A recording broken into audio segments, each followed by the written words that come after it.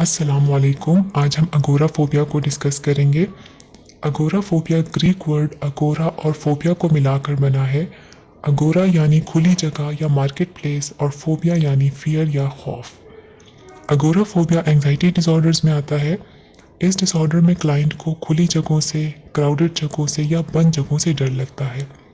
खुली जगह जैसे कि पार्किंग लॉट्स, मार्केट्स वगैरह, बंद जगह या इनक्लोज प्लेसेस जैसे कि शॉप्स, थिएटर्स, सिनेमास वगैरह। क्लाइंट ऐसी जगहों को अवॉइड करता है क्योंकि उसको मुसलसल ये थॉट्स रहती हैं कि वहाँ पर उसको पैनिक अटैक हो जाएगा, वहाँ से निकलना उसके लिए मुश्किल हो जाएगा उस सूरत में, या उसको एम्बेरसमेंट होगी या कोई उसकी हेल्प को नहीं आएगा। अगोराफोबिया ज़्यादातर उन लोगों में डेवलप होता है जिनको एक या एक से ज़्यादा बार पैनिक अटैक हो चुका होता है और वो इस डर में रहते हैं कि उनके साथ ये दोबारा हो जाएगा और कोई उनकी हेल्प को नहीं आ सकेगा और वहाँ से निकलना उनके लिए मुश्किल हो जाएगा, इसलिए वो ऐसी जगहों को अवॉइड करने लग जाते हैं। अगोराफोबिया पैनिक डिसऑर्डर के साथ भी हो सकता है। पैनिक अटैक खुद कोई स्पेसिफिक मेंटल डिसऑर्डर नहीं है, ये एंजाइटी डिसऑर्डर या बाकी मेंटल डिसऑर्डर्स के साथ एज ए स्पेसिफायर आता है। जैसे कि अगर पीटीएसडी के साथ पैनिक अटैक है तो उसको पीटीएसडी विद पैनिक अटैक लिखेंगे, लेकिन पैनिक डिसऑर्डर में पैनिक अटैक क्राइटेरिया के अंदर ही आएगा, इसलिए तब उसको एज ए स्पेसिफाइड नहीं लिखेंगे। अगोराफोबिया के कॉजेज़ देख लेते हैं। इसके बारे में कुछ क्लियरली नहीं कहा जा सकता कि अगोराफोबिया डेवलप होने की कॉजेज़ क्या हैं, लेकिन ये फैमिलीज़ में रन कर सकता है। इसके अलावा जैसे हमने पहले बात की कि कुछ लोगों को एक या एक से ज़्यादा बार पैनिक अटैक हो चुका होता है और उनको भी मुसलसल ये डर रहता है कि उनके साथ ये दोबारा हो जाएगा, इसलिए वो ऐसी जगहों पर जाने से अवॉइड करते हैं जहाँ उनको लगता है कि उनके साथ उनको पैनिक अटैक हो जाएगा और फिर उनकी हेल्प को कोई नहीं आएगा या उनको एम्बेरसमेंट होगी, उनके लिए वहाँ से निकलना मुश्किल हो जाएगा। यूएस की एक रिपोर्ट के मुताबिक यूएस की पॉपुलेशन में लेस देन 1% अगोराफोबिया देखा गया। इसके अलावा फीमेल्स इससे 2 to 3 टाइम्स ज़्यादा अफेक्ट हुई। ये कॉमनली यंग एडल्ट या टीनेजर में देखने में आता है। कुछ कॉजेज़ अगर हम देखें वो ये भी हो सकते हैं कि किसी फैमिली मेम्बर को अगर है अगोराफोबिया तो चांसेस हैं कि ये डेवलप हो सकता है।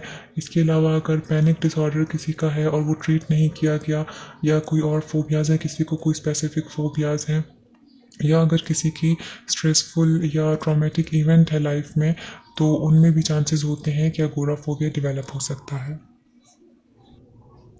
अगोराफोबिया के सिम्टम्स को देख लेते हैं। अगोराफोबिया में क्लाइंट को खौफ होता है घर से बाहर अकेले जाने में। वो जब भी घर से बाहर जाएंगे तो वो अकेले नहीं जाएंगे, वो कोई कंपेनियन अपने लिए ढूंढेंगे क्योंकि उनको घर से अकेले बाहर जाने में घबराहट होगी।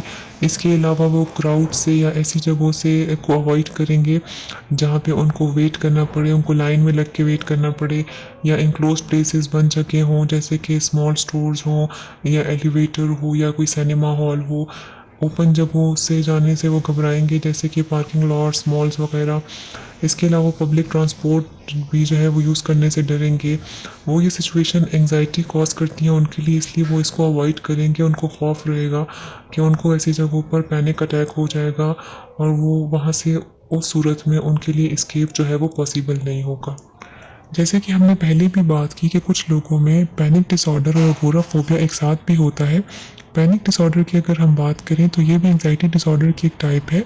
इसमें क्लाइंट एक्सट्रीम फियर के सडन अटैक्स जो है वो एक्सपीरियंस करता है और उसके इंटेंस फिजिकल सिम्टम्स ट्रिगर होते हैं जिसको हम पैनिक अटैक कहते हैं। इसमें क्लाइंट को फील होता है कि वो कंट्रोल लूज़ कर रहा है, उसको हार्ट अटैक होने वाला है या उसकी डेथ होने वाली है।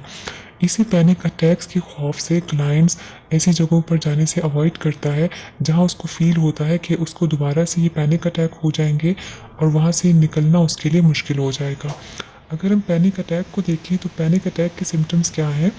इसमें क्लाइंट को जो है फील होता है कि वो सांस नहीं ले पा रहा, उसका दम घुट रहा है, उसकी चेस्ट में पेन है या उसकी चेस्ट में प्रेशर फील होता है, या इसके अलावा उसको सर चक्कर आने लग जाएगा, नमनेस फील होगी, जिस्म सुन्न हो जाना, स्वेटिंग होगी, या उसको मर जाने का खौफ हो जाएगा कि मेरी डेथ हो जाएगी, मेरी डेथ होने वाली है, या उसको जो है डायरिया के सिम्टम्स हो सकते हैं। कॉम्प्लिकेशंस देख लेते हैं। अगोराफोबिया लाइफ एक्टिविटीज़ को लिमिट कर देता है। अगर ये बहुत सिवियर हो तो इंडिविजुअल घर से बाहर जाना भी छोड़ देता है।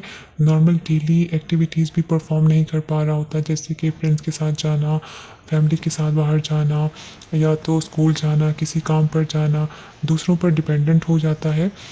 इसके अलावा अगोराफोबिया बाकी मेंटल डिसऑर्डर्स को भी लीड कर सकता है, जैसे कि डिप्रेशन, ड्रग एब्यूज़ या पर्सनैलिटी डिसऑर्डर या बाकी एंग्जाइटी डिसऑर्डर को भी लीड कर सकता है। अगोराफोबिया के ट्रीटमेंट में साइकोथेरेपी और मेडिकेशन दोनों हेल्पफुल होती हैं।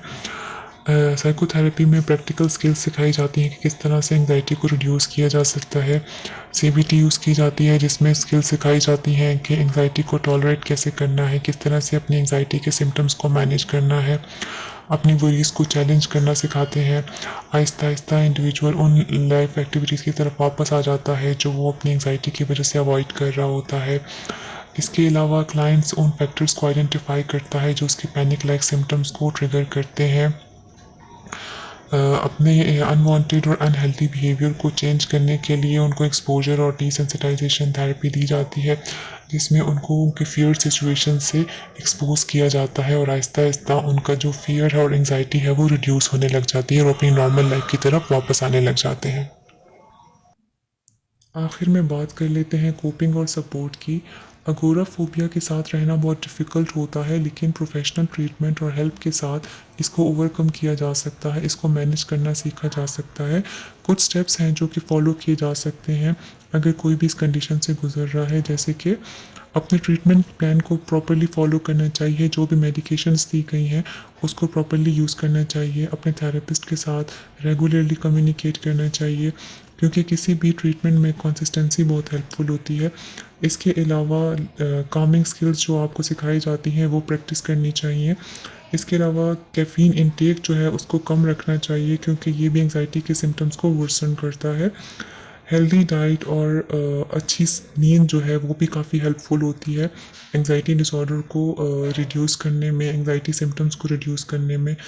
इसके अलावा एक सपोर्ट ग्रुप अगर ज्वाइन किया जाए वो भी काफ़ी हेल्पफुल होता है कि सिमिलर प्रॉब्लम से जो लोग गुजर रहे हैं उनके साथ अपने एक्सपीरियंसेस शेयर करके भी काफ़ी जो है सीखा जा सकता है, काफ़ी वो भी हेल्पफुल रहता है। आज के लिए इतना ही। मज़ीद वीडियोज़ के साथ फिर मिलेंगे। अल्लाह हाफ़िज़।